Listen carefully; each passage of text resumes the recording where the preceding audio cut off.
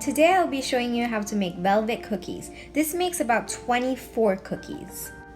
You will need 2 1/4 cups of all-purpose flour, 2 1/2 tablespoons of cocoa powder, 1 1/2 teaspoon of cornstarch, 3/4 teaspoon of baking soda, 1/2 teaspoon of salt, a stick of unsalted butter, 6 tablespoons of vegetable shortening or coconut oil, 1/2 cup of granulated sugar, 2 large eggs, 1 1/2 teaspoons of vinegar, 1 1/2 teaspoon of pure vanilla extract, blue or red food coloring, which is optional, and white chocolate chips, which is also optional.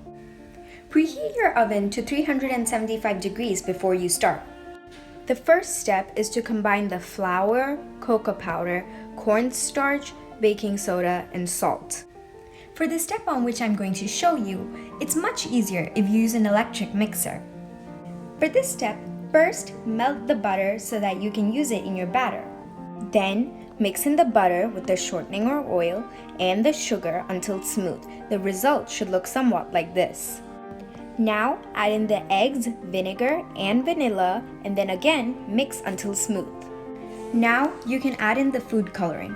Blue or red is more traditional. For this set of cookies, I'm not going to put any food coloring in.